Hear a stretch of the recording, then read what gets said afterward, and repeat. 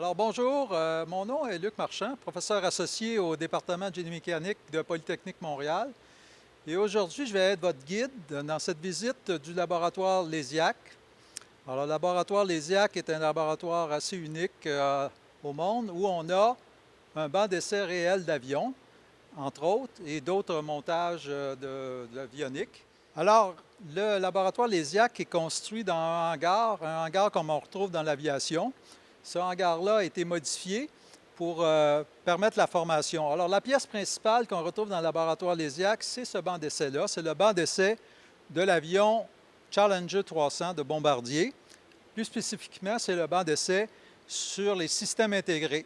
Donc, on va retrouver ici tout ce qui sert à contrôler l'avion en vol, que ce soit les surfaces de contrôle, train d'atterrissage, etc. Donc, si on regarde un peu ce banc d'essai, qui occupe presque tout le hangar, vous avez à l'avant le poste de pilotage, où on va retrouver toute l'instrumentation qui nous sert à prendre des mesures. Vous avez après les ailes, où il y a plusieurs surfaces de contrôle qu'on verra tout à l'heure en détail, le fuselage et finalement la queue de l'appareil, de l'avion. Alors, nous sommes maintenant dans la classe qui a été conçue spécialement pour la formation dans le laboratoire LESIAC. Comme vous pouvez le voir, il y a des tables un peu spéciales. Ça permet d'asseoir 6 étudiants, soit ces 6 étudiants-là forment une équipe ou on la divise la table en deux, ça fait 2 équipes pour travailler. On peut avoir un ou 2 ordinateurs. Les étudiants sont reliés au système d'acquisition de données dont on parlera plus tard. Donc, dans cette classe-là, au point de vue audiovisuel, on a évidemment un projecteur ici à haute définition qui nous permet de voir, comme ici, des caméras qui sont situées à différents endroits sur le banc d'essai. Donc, on peut suivre, lorsque l'essai se déroule, le mouvement des différentes pièces de l'avion sans être proche. Au point de vue sécurité, c'est quelque chose qu'on doit faire, ne pas être près des surfaces lorsqu'elles bougent. Alors, nous sommes maintenant dans la partie avant du banc d'essai, c'est-à-dire le poste de pilotage.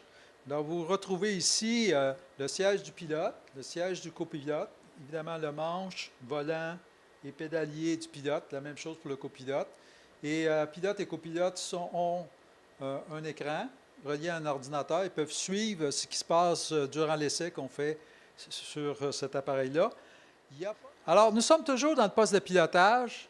Souvent, sur un banc d'essai comme celui-ci, on va appeler cet endroit-là une salle de contrôle parce qu'on retrouve aussi d'autres choses que le siège du pilote, du copilote et leurs instruments. Donc, vous avez ici ce qu'on appelle le rack avionique. Donc, c'est là où se retrouvent tous les signaux, les fils qui viennent des différents capteurs, instruments de mesure de l'avion. Et normalement, ici, on retrouverait les modules avioniques. Ils ont été enlevés parce que ce sont des modules protégés par des brevets. Alors, nous, on ne peut pas les utiliser pour la formation. Mais par contre, on a ici tout ce qu'il faut pour faire fonctionner les différentes surfaces de l'avion. Juste à côté de moi, ici, il y a, si on pourrait dire, le centre nerveux ou le cerveau un peu de notre banc d'essai, c'est le système d'acquisition de données. Alors, si vous regardez au plafond, vous voyez, il y a plein de fils de câbles gris qui sortent du plafond. Il y a aussi des câbles jaunes. Alors, ça, c'est relié à tous les capteurs qui se trouvent sur notre montage. En fait, on a plus de 250 capteurs. Actuellement, on en a relié une centaine à notre système d'acquisition de données. Alors, le système d'acquisition de données, comme je vous disais, c'est un peu le cerveau de l'expérience. Donc, il y a à bord du système d'acquisition de données un microprocesseur qui est chargé avec un programme qui l'exécute en boucle. C'est un système d'acquisition de données qu'on appelle temps réel. Donc, il fonctionne continuellement, il fait les lectures de tous les capteurs qui sont reliés au système d'acquisition de données. Et une fois ces mesures-là faites, il va les publier sur le réseau informatique du laboratoire. Et n'importe qui a le programme adéquat, le programme Veristan, peut lire, afficher, stocker sur disque les informations qui l'intéressent. Donc, on va regarder un peu ce qu'il y a en dessous du plancher du poste de pilotage. Il y a beaucoup de choses. Donc, en avant, on va retrouver ici le train d'atterrissage avant de l'avion. En fait, on ne voit pas de roue. Ce n'est pas le vrai train d'atterrissage, c'est une simulation du train d'atterrissage. C'est la partie hydraulique qui est à l'intérieur, que vous ne voyez pas présentement, c'est celle qu'on retrouve sur l'avion. Et le cylindre noir qui est à l'extérieur, c'est un cylindre qui sert à appliquer les charges qu'on retrouve en vol lorsqu'on déploie ou on rentre le train d'atterrissage. Alors maintenant, nous sommes rendus derrière l'aile gauche de l'avion. On dit l'avion, même si c'est un banc d'essai. Alors, l'aile est un système très complexe. On va retrouver beaucoup de surfaces de contrôle et aussi sous l'aile, le train d'atterrissage. Donc, commençons avec le train d'atterrissage. Vous voyez en dessous de l'aile ici, le train d'atterrissage principal du côté gauche. Et ce train-là, bien sûr, on ne voit pas de roue encore une fois, mais on va simuler le train d'atterrissage réel. Donc, il y a le cylindre qui est complètement à l'intérieur du fuselage, qui est le cylindre réel, celui de l'avion. Et le gros cylindre noir qu'on retrouve ici, c'est celui qui sert à appliquer les charges de vol qui sont sur le train d'atterrissage. Il y a aussi plusieurs surfaces de contrôle sur l'aile. Donc, si je commence complètement à ma gauche ici, proche du fuselage, vous allez avoir commencé les déporteurs d'atterrissage. Déporteurs d'atterrissage interne, externe, ces deux surfaces-là, qui sont déployés uniquement lorsqu'on atterrit. Donc, lorsque l'avion touche à la piste, ces déporteurs-là sont déployés et ils servent, si vous voulez, à réduire la portance des ailes pour que l'avion reste bien collé au sol. Complètement au bout de l'aile, on va retrouver l'aileron. Donc ici, cet aileron-là, lorsque vous tournez le volant dans le poste de pilotage, ça fait bouger les ailerons. Et ces ailerons-là ont aussi des compensateurs, donc ces petites surfaces-là qui peuvent être ajustées pour bien, si vous voulez, ajuster la position de vol de l'avion lorsqu'on est en vitesse de croisière. Alors, je me tiens présentement à l'endroit où se trouve le moteur droit de l'avion. Et de l'autre côté, il y a le moteur gauche. Alors, évidemment, pour un banc d'essai comme ça, on n'utilise pas les moteurs de l'avion. Nous sommes à l'intérieur d'un hangar, ça ferait un peu trop de bruit, ça serait un peu trop dangereux même. Donc, vous voyez que tous les systèmes hydrauliques qu'on voit ici seraient normalement reliés au moteur. Par contre, on a une composante qui est attachée au moteur, qui est toujours là.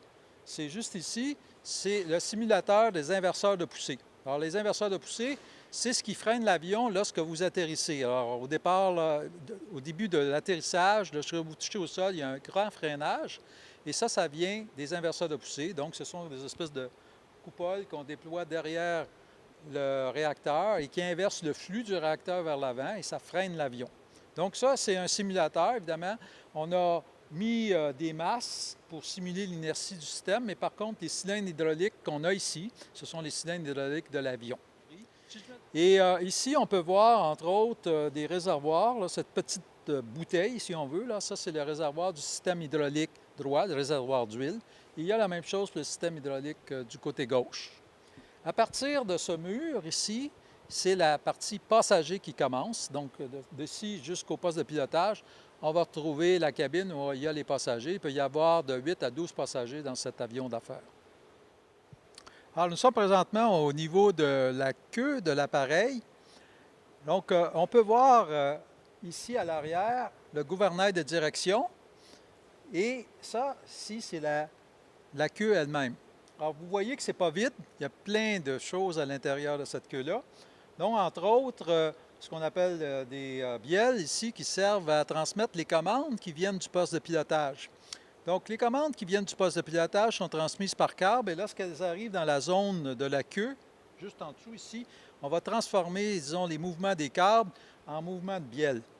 Donc, ici, j'ai les deux bielles qui servent à activer les gouvernes de profondeur. Alors, des gouvernes qui servent à faire monter et descendre l'avion. On va aller les voir tout à l'heure. Et ici, il y a des bielles pour actionner le gouvernail de direction. Bon. Alors maintenant, on se trouve sur la passerelle la plus élevée du banc d'essai, juste au niveau de la queue de l'appareil. Donc au loin, on peut voir la classe qui est sur la mezzanine. Si on revient maintenant au banc d'essai, en haut de la queue, il y a ce qu'on appelle le stabilisateur horizontal. Donc toute cette structure-là, ça représente le stabilisateur horizontal de l'avion. À l'arrière du stabilisateur, il y a ce qu'on appelle les gouvernes de profondeur, ou souvent, dans le langage familier, on va appeler ça des élévateurs.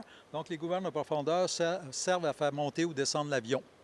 Juste ici, vous voyez le haut du gouvernail de direction. Alors, tout à l'heure, on le voyait d'en bas. Ça, c'est la partie supérieure.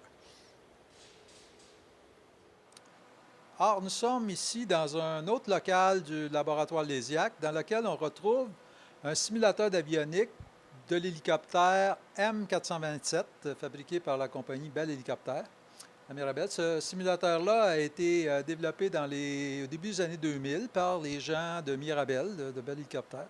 Et sans entrer dans les détails, ça sert essentiellement à tester tous les différents systèmes d'avionique qu'il y a sur l'hélicoptère.